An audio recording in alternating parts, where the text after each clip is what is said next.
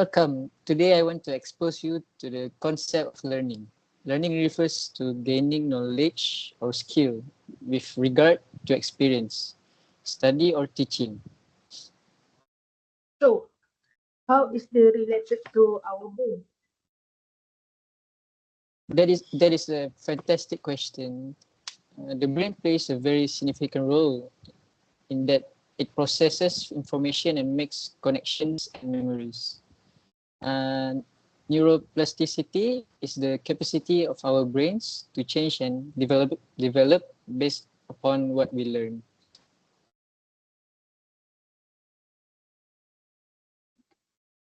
I have heard about a few learning theories. Can you describe some? Absolutely. There are few now centerpiece theories. For example, behaviorism looks at what we can see and what is rewarded. Constructivism builds on the notion of experiencing something by doing it, and knowledge is thus built with other people. Then there is social learning theory with the basis of learning by observing. Oh, that does make sense. So, how do we apply them to our work? We can use a mix of these approaches. We might include feedback and observation into our training to reinforce learning. It is what works best for you. I am anxious to see how this works.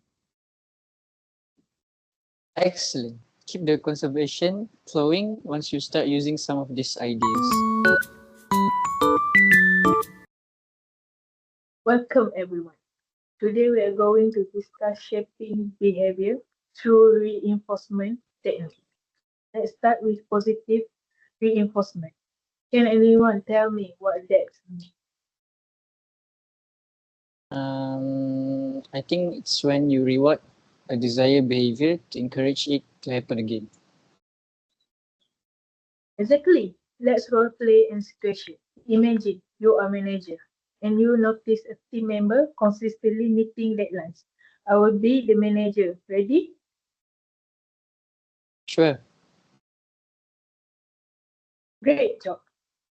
On submitting your report early this week, I really appreciate your effort and commitment. Keep it up.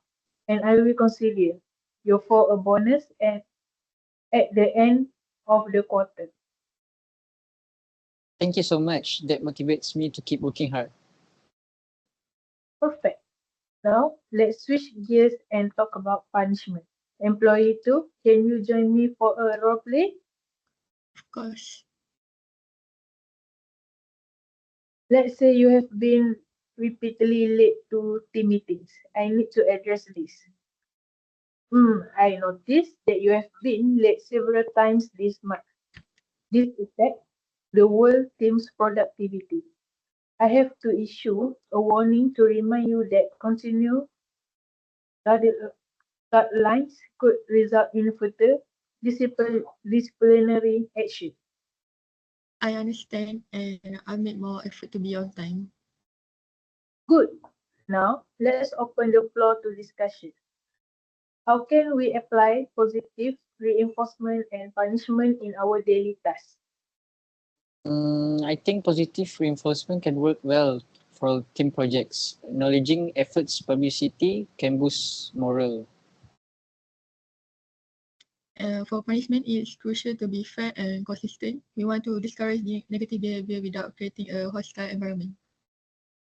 Excellent points. Remember, the goal is to create a supportive atmosphere while guiding everyone toward the desired behavior. Keep this method in mind as you go about your day. Thank you both for coming in to meet with me. I've noticed some apparent tension between the two of you. I would like to know what has been going on and if you could share your thoughts. The thing is, I believe that quite often employees to dismiss my ideas during the meetings, and this makes it hard for me to contribute. I did not mean to dismiss you. I felt we were brainstorming, and I was trying to bring the discussion to what seemed most relevant. Perception seems to be an issue here. Employee one, can you elaborate on how that makes you feel? It makes feel undervalued, and I want to also be part of the team to share my input. I see that now. Perspective, and I did not realize how my comments were coming across. This is a good start. Let's work on clear communicating moving forward so both of you feel heard. Would you be open to a follow-up meeting just to check in on this? Yes, that sounds good. I'm on board too.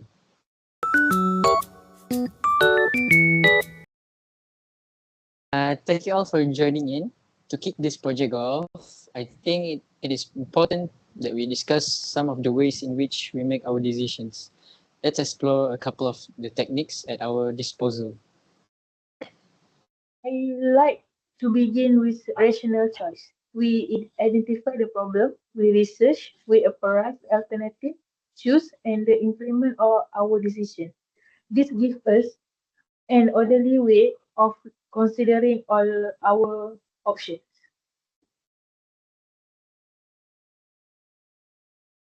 On the other hand, we have to look at bounded rationality. That is, it says that while we are desiring to make a rational choice, we are limited by how much we know and by the time we have to make a decision. If we only have time, for instance, to explore two possibilities for selecting a vendor, we might not choose the best one. I agree with that. Besides, there is an intuitive approach that is relying on our gut feelings and experience. For example, if I deal with a given vendor for a long time and trust the dependability of his merchandise, I will go for his service based on my gut feelings without necessarily looking for truth research. Those are all good ideas. Given type of project we have, which decision making process do you think would be more effective? We have the time and resources, rational decision making might give the best outcome. It ensures that the options are analyzed in detail. If there are tight deadlines, then bounded rationality will help us reach a quick, somewhat informed decision without getting bogged down. Where the situation is in dynamic flux, intuitive decision making might be what is called for, especially if one experiences a need for quick adaptation. That sounds like a hybrid approach might be best using rational methods when the time is available, but being flexible enough to fall back to institution and bounded rationality as needed. Now let's plan how to incorporate all of this into our decision making process. Akhir dah.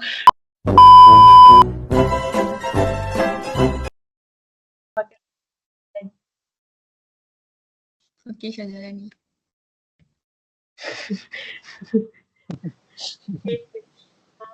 Scene, last scene, and action.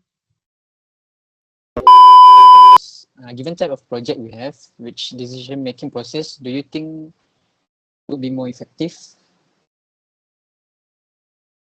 Kenapa dia punya ni tak habis? Sabar sekejap. Ni macam gantung ni. Walau aduh.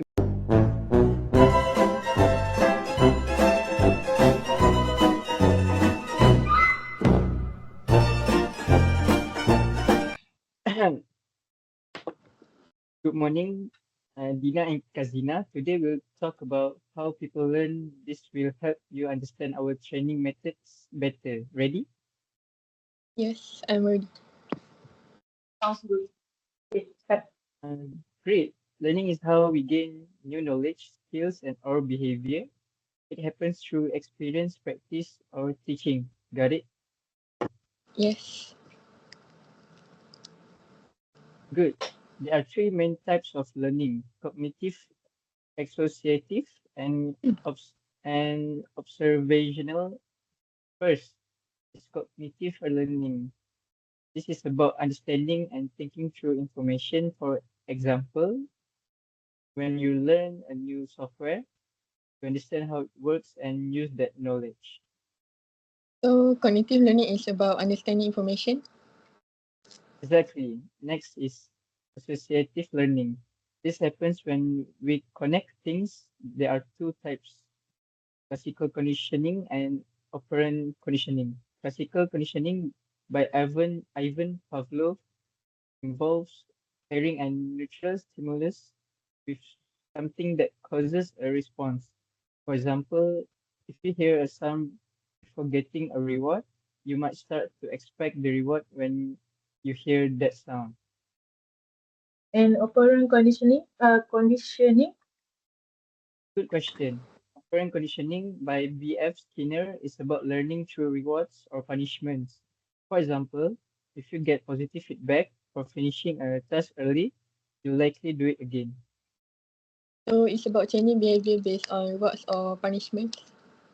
Exactly. Finally, observational learning is when we learn by watching others. If you see someone handle a difficult situation well, you might learn and use their methods. So it's about learning from observing others. Yes, exactly. Observational learning helps us pick up new skills by watching others. To recap, learning helps us gain new knowledge or skills. Understanding these types of learning will improve our training. Any question or example from your own experience? Not yet, but this helps. Same here. Thanks. You're welcome. We'll practice these ideas in our next session. Let's move on to some exercises to see these types of learning in Do ba do ba do ba do ba do ba do ba do ba do ba do boo do a boo ba do ba do boo boo ba do a do ba do ba do a do ba do ba do do do a do ba do ba do a do ba do ba do ba do ba do Making process. a do ba do ba do a do ba do ba do ba do a do ba do ba do